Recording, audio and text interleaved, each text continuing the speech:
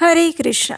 ये चातुर्मास का पवित्र समय चल रहा है और उसमें चातुर्मास के दूसरे महीने में यानी कि भाद्रपद मास की सबसे पहली एकादशी यानी अजा एकादशी बस कुछ ही दिनों में आ रही है। इस चातुर्मास में आने वाला प्रत्येक दिवस हमारे लिए अत्यंत मूल्यवान है क्योंकि वो हमें आध्यात्मिक संपत्ति की धरोहर प्रदान करता है। और ऐसे समय में आने वाली अजा एकादशी भगवान श्री कृष्ण की शुद्ध भक्ति प्रदान करने वाली एकादशी है। तो चलिए आज के इस वीडियो में जानते हैं कि आने वाले समय में अजा या अन्नदा एकादशी कौन से दिन आ रही है और इस दिन के शुभ मुहूर्त कौन से हैं, अगले दिन पारण करने का समय क्या रहेगा और अगर अगले दिन भी आपका कोई व्रत है तो आप एकादशी का पारण कैसे कर सकते हैं। इन सभी चीजों पर आज हम बात करेंगे। तो चलिए आरंभ करते हैं आज का अजा एकादशी कब है विशेष वीडियो। प्रत्येक वर्ष भाद्रपद मास के कृष्ण पक्ष में आती है अजा एकादशी और इस बार ये एकादशी आ रही है 19 अगस्त 2025 मंगलवार के दिन। इस व्रत का पारण करने का समय रहेगा अगले दिन यानी कि 20 अगस्त 2025 बुधवार के दिन सुबह 5:56 से लेकर 10:18 के बीच में। इस बार एकादशी तिथि का आरंभ हो रहा है 18 अगस्त 2025 सोमवार के दिन शाम 5:22 पर और ये पूर्ण होगी 19 अगस्त 2025 दोपहर 3:32 पर। इस प्रकार से अगर देखा जाए तो 19 तारीख को हमें संपूर्ण एकादशी प्राप्त हो रही है और उदया तिथि के अनुसार हम 19 तारीख को ही प्रातः ब्रह्म मुहूर्त से एकादशी व्रत का पालन करेंगे और ये अगले दिन 20 तारीख को सुबह पारण के साथ समाप्त होगा। चलिए अब एकादशी वाले दिन यानी 19 अगस्त को कौन कौन से शुभ मुहूर्त हैं उस विषय में देखते हैं। अजा एकादशी के दिन प्रातः काल में ब्रह्म मुहूर्त का समय रहेगा सुबह 4:25 से लेकर 5:09 के बीच में और सूर्योदय होगा सुबह 5:52 पर। सूर्यास्त का समय रहेगा शाम 6:57 पर। प्रातः काल में भगवान श्री विष्णु की पूजा अर्चना कर सकते हैं आप प्रातःकालीन पूजा के समय में और ये समय है सुबह 4:47 से लेकर 5:52 के बीच में। संध्या काल में भगवान श्री हरि की पूजा करने का समय रहेगा शाम 6:57 से लेकर 8:02 के बीच में।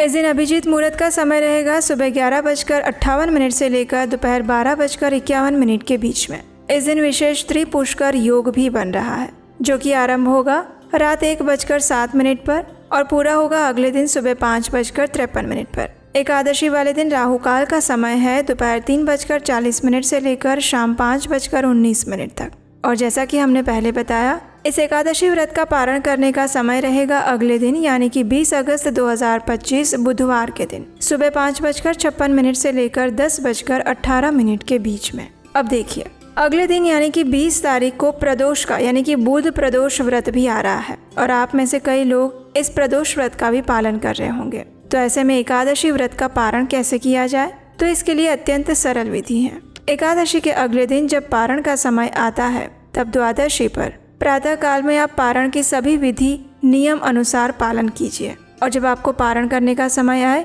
तो आप भगवान को अर्पित चावल का एक दाना लेकर पारण कर सकते हैं और उसके बाद आगे का अपना बुध प्रदोष व्रत चालू रख सकते हैं। भगवान शिव से प्रार्थना कर सकते हैं कि सिर्फ एकादशी व्रत का पारण करने के लिए आपने चावल का एक दाना लिया था और उसके बाद आप अपने प्रदोष व्रत को यथावत आगे जारी रखेंगे। इस प्रकार भगवान शिव से और भगवान श्री विष्णु से प्रार्थना करके आप अपने एकादशी और प्रदोष दोनों व्रत का पालन कर सकते हैं। कई बार हमें प्रश्न आता है कि अगर कोई महिला पीरियड्स में है, रजोकाल में है, तो उन्हें एकादशी का पालन कैसे करना चाहिए। तो देखिए पीरियड्स के दौरान आप भगवान की कोई प्रत्यक्ष पूजा सेवा नहीं कर सकते, लेकिन आप अधिक से अधिक हरे कृष्ण महामंत्र का जप कीजिए, भगवान की कथाओं को सुनिए और भगवत गीता तथा श्रीमद् भागवतम जैसे ग्रंथों का अध्ययन कीजिए, भगवान की लीलाओं का पठन कीजिए, कीर्तन कर सकते हैं और अप्रत्यक्ष रूप से सेवा कर सकते हैं। लेकिन भगवान की प्रत्यक्ष सेवा जिसमें उनका श्रृंगार आता है, उनका भोग बनाना आता है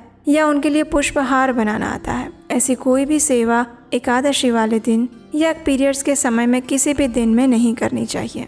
भाद्रपद मास के कृष्ण पक्ष में आने वाली ये अजा एकादशी का उपवास जो भी व्यक्ति पालन करता है और इस दिन इंद्रियों के स्वामी भगवान ऋषिकेश की पूजा अर्चना करता है वो सभी पापों से मुक्त हो जाता है, ऐसा हमारे शास्त्रों का कथन है। और इस एकादशी की महिमा श्रवण करने मात्र से ही व्यक्ति अपने पूर्व जन्मों के पापों से मुक्त होकर इस भौतिक जगत के सुख भोग कर आध्यात्मिक जगत को प्राप्त करता है। भौतिक और स्वर्गीय लोकों में इससे बढ़कर कोई श्रेष्ठ दिन नहीं है।